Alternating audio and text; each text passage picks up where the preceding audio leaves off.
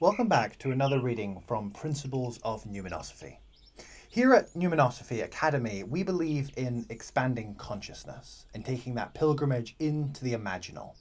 I'm Lewis, and if you'd like to be part of Numenosophy, then please do subscribe and click that bell. Today we are reading from Chapter 4 to Principles of Numenosophy, Mundus Imaginalis. In endeavouring to express to you this vision of the Mundus Imaginalis, I'm confronted afresh by the difficulty inherent in our words. Spiritual impressions are stubborn things to express. They're not imparted like arguments are. One's comprehension will not result from a set of propositions, however well reasoned and articulated they may be. I'm not seeking to convince you of something. Rather, I'm trying to impart a particular sense or mood to you. Imagination is the pivotal facet in this labour. Understanding our own imagination as a sense organ and going on that journey to see and experience for ourselves this realm of which I speak. It begins with waiting in meditation, breathing in the silence, and in time, coming upon that interior illumination. We stumble through the shadows and find therein that fountain of light. When we close our eyes, there is at first a swirling gloom before us, little form interrupting the canvas. But when stillness pervades us through and through, before long, a great light. Bright faces, a shining array of figures, all in historic attire. I see ancient places and those wide, serene, Edenic landscapes. Now and again, it was as if these visions were merely glimpsed, as if I were peering in through some portal, detached and remote. At other times, though, in those prolonged, altered states, they were as real to me as anything. At some unusual hour, this sudden impulse to meditate would come upon me. I'd become nothing, unaware even of my body, unaware of this breathing, pumping, pulsating vessel, this corporeal frame of a man that I ordinarily identify as myself. I would ebb into infinite space, becoming transparent, and then arising up through myself, I would awaken and find myself quite suddenly in some great unknown city. I would see statues and glistening white marble temples dispersed across rolling hills. The ways throughout thronging with a dazzling people, all swaying as if overshadowed by some rapturous joy, all connected one with another, all as one. As I gazed upon these splendorous beings, I could discern their deep love as it radiated out from them all. But I failed to ascertain if they could perceive me as I them. For as abruptly as I had come, I was taken away once again, drawn yet deeper and separated once more from the light. At this greatest of depths, my meditation caused within me an extraordinary alignment I had never previously known.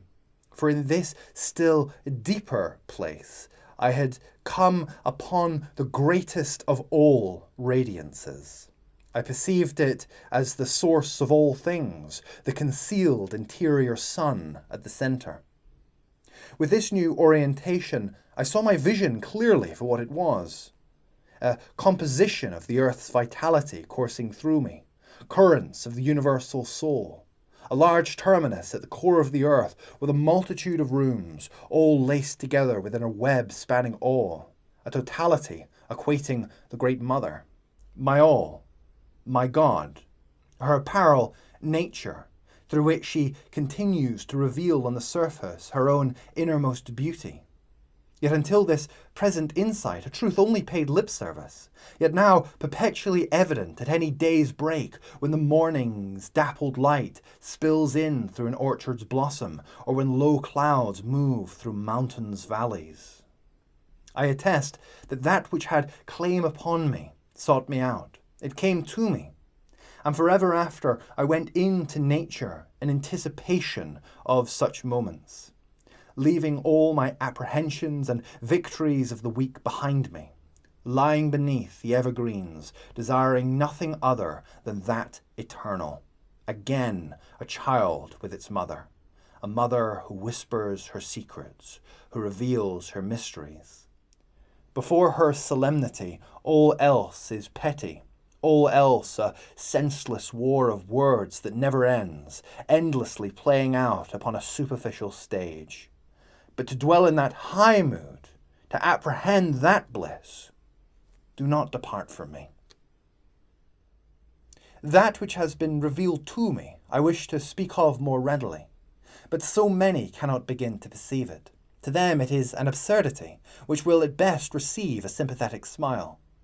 In truth, I do hold back. I feel I can only strain my reader's credulity so far, or perhaps it is that I only dare to commit so much to the page, holding back a little mystery as my own.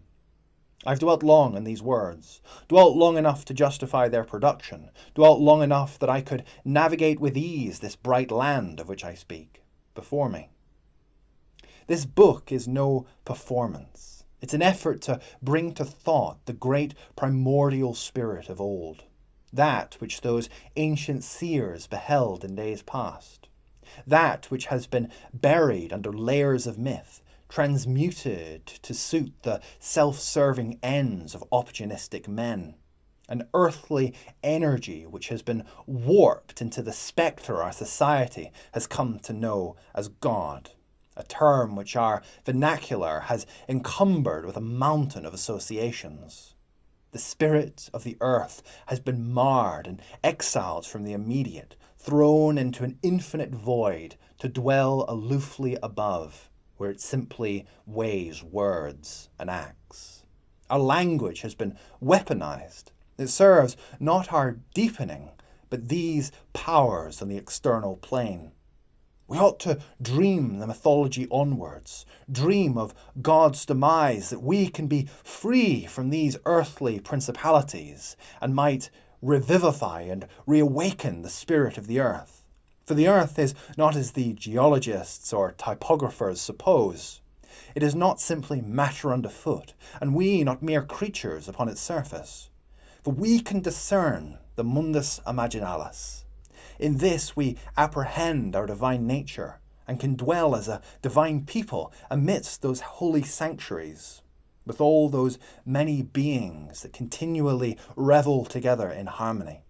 Such glimpses of beauty have been conveyed to me under the trees of Hazelwood, upon windswept hills, by lakes, and in many other numerous landscapes. In one such moment I hear the gentle trickle of water. In those depths I apprehend a mossy creek. I see as it meanders its way through pines down a valley, alongside which a cobbled path runs towards a village below. Emanating up from the creek, I can discern an invisible aura, like a fine mist. And along the trail is a cacophony of bright people who all move in and out of the midst, as if they draw from the aura some mysterious energy. Their appearance and the manner in which they move stirs within me thoughts of nature's beauty. They move much like the murmurations of the starling as they flock and swoop as one. It is as if these beings are not themselves atomized, not identifying as individuals at all, as if they share in a single soul. For as one proceeds to the creek to take in the aura, a ripple emanates throughout. They all respond as one, as if all are locked together within a mutual and perpetual dance. Contrary to them, I am endlessly interrupted by my thoughts, endlessly interrupted by those dualities that cloud my perception. These beings are seemingly free of such troubles, and yet, as a result, somewhat less than human. My first visions all progressed in this vein, not carrying any particular import, not especially revelatory, not even as awe-inducing as moments I'd had while enfolded in nature, in which I'd found myself transfixed in wonder by a grand vista in some remote place. Yet these bright beings in unitary accord held for me some fascination. I found myself returning to them time after time to simply observe their movement and form, to lurk at the margins and play the voyeur that I might quench my curiosity, believing that through them I might learn or come across some arcane Gnostic key, such that I would fall in through their beauty and be transported to some truth or greater realm of knowledge not yet apprehended. The mere possibility seduced me. Perhaps it was as if I were the one who had only ever known the concrete mundane of the city. So great the disparity would be, as if I were the one who was bounded and awaiting my liberation, awaiting that time when I might by chance come upon a door that would lead me beyond this luminous garden of delight, this garden that held so many unknown mysteries. The more I journeyed towards this sun, towards deity, earth herself grew brighter. I found myself vividly apprehending nature's artistry. Yet, as this light about me grew, those who cast shadows seemed to show up more distinctly. Those who never seemed to tire of entering the fray upon the outward plane, for they know of nothing else. I felt a natural aversion to such personages as these, conflicted by the reality of their dire internment, yet nauseated by their incessant skirmishing, ever drawing in and devouring all about them. I fled from their world of predators and prey. They do not apprehend the bright land, nor even conceive the possibility, despite it being endlessly about them and attainable to all, ever awaiting your knock, your inward inquiry. Having continued to sharpen my will, this drive within me to access my innermost essential nature increasingly grew more urgent. It was in these deeply rooted moments that I perceived flashes of what might be possible. Once in the fenlands, I sat on a raised wooden footpath, the skies above me overcast and grey. It was just as though a melodious tune was vibrating all about me by way of the wind, the wheat, the low sky, attended to by the intermittent chimes of a distant church. For a time I saw nothing, but all at once I perceived before me a light opening up, a light that was seemingly passing through a prism, for it radiated an array of colours, all coming from a single source, out from the chest of a being who stood before me. Its whole body was gleaming, a person pervaded through by light. As a breeze blew in through the field, the being was caught up in the air. It rose above me, singing a note in harmony with nature's melody. It stretched out wings as it flew, a picture of brilliant beauty. Looking on this being clearly, I saw others too, many princely beings travelling through the sky, beings that knew nothing of me or my world. When I finally retreated back to myself, despite the beauty, the sun's rays breaking through the heavens, it seemed bleaker also, my own terrestrial life, for this terrestrial being I reside within. I will tell of a final vision, as it resonates with the teachings of ancient prophets and further pertains to what I'll explore later in these pages. The particular circumstances surrounding this vision are not relevant. I found myself standing within a vaulted space, though it was larger than any cathedral, larger even than the basilica.